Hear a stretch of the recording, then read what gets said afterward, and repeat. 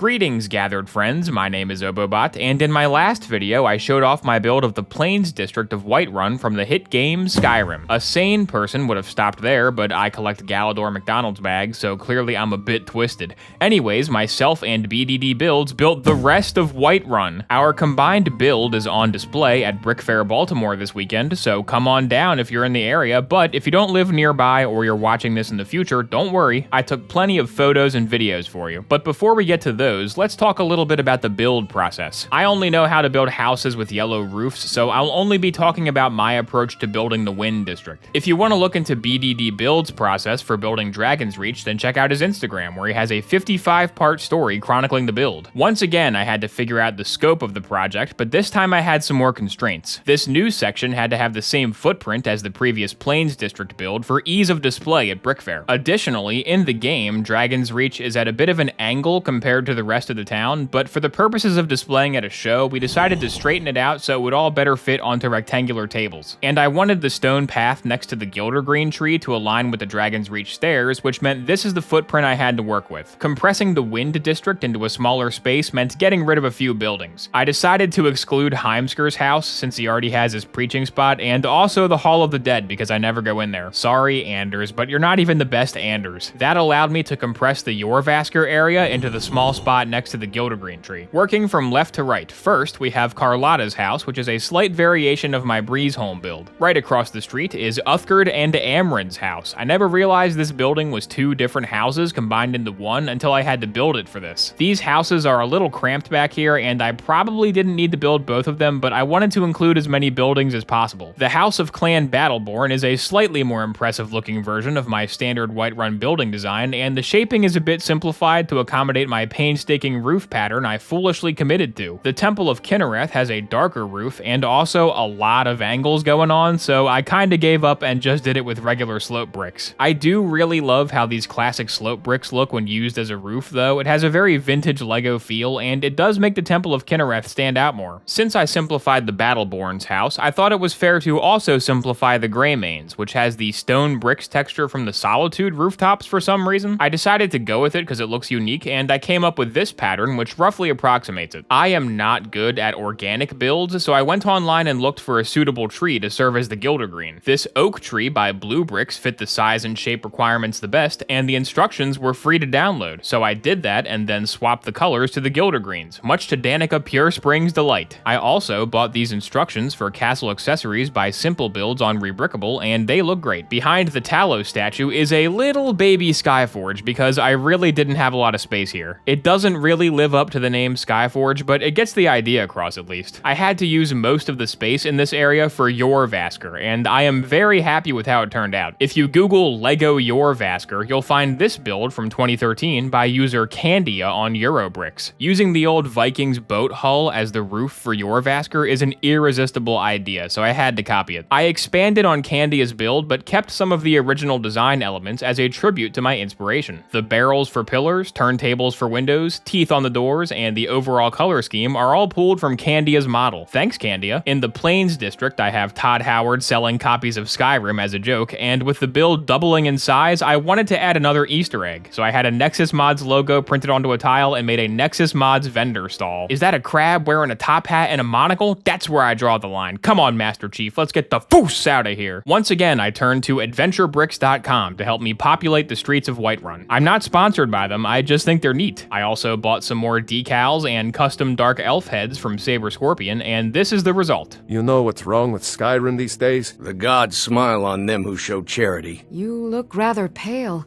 Could be ataxia. Battleborn, give me your money. You I tried know your mercenary family's work? honor is It might important suit to you. you. Skyforge steel is my art and honor. I'm still trying to figure out why Skjor let you in the first place. Fight with us and you'll have stories to tell. The companions are my family. Might head down to the meadery later. Hercene doesn't usually bestow his favor on the fickle. Only members of the Circle all share the blood of the beast. There's a nip in the air. Cold won't be good for my crops. Never is. This is the Gildergreen. Think you can go blade to blade with me? It's not easy being a woman in Skyrim, I know. The security in Whiterun is terrible. Come on in. Just stoke the fire. Silence and death. How are you feeling? Has your fever cooled? What? Nothing? Come on, guys, it's Acolyte Jensen. Everybody knows the famous Skyrim character Acolyte Jensen. That's about it for my half of Whiterun. The rest was built by BDD Builds, and his Dragon's Reach is one of the most beautiful things I've ever seen. It's packed with detail, but oddly, the thing that stood out to me the most was the rocks. Like, look at these rocks. That's exactly what Skyrim rocks look like. There's plenty more to love besides just the rocks, so I once again recommend you take a look at BDD Builds' Instagram page. He has much better documentation than me, and actually took a bunch of work in progress shots, which I probably should have done. And now, the moment you've been waiting for, a tour of LEGO Whiterun. First, I'll give you the big dramatic flyby, and then we'll get in closer to see what the citizens of Whiterun are up to.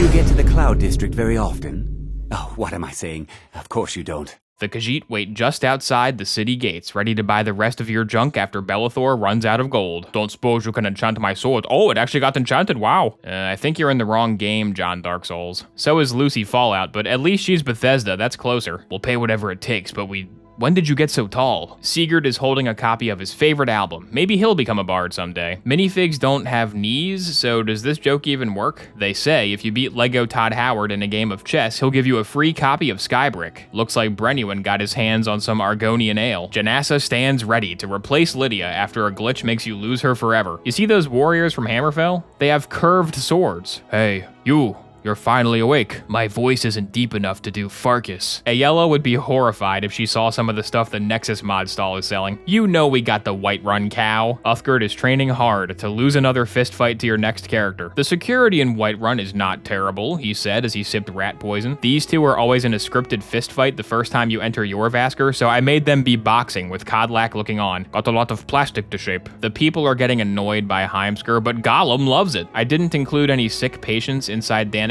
temple, so she's free to help the Gildergreen grow up big and strong. And so is Acolyte Jensen. Woo, Acolyte Jensen, yeah. The courier arrives at Dragon's Reach with some troubling news. There's been a huge increase in bear attacks all around the hold. Jarl Balgruuf promises swift and decisive action against these hibernating hucksters. Farengar studies the Dragonstone, hoping it will tell him where to find some cheese. Little does he know, a thief has stolen all the cheese in Dragon's Reach and is delivering it to that random unmarked bandit camp that's outside Whiterun. Man, the security in Whiterun really is terrible. I mean, they let Gollum in. The finest bricks, fresh from the mold.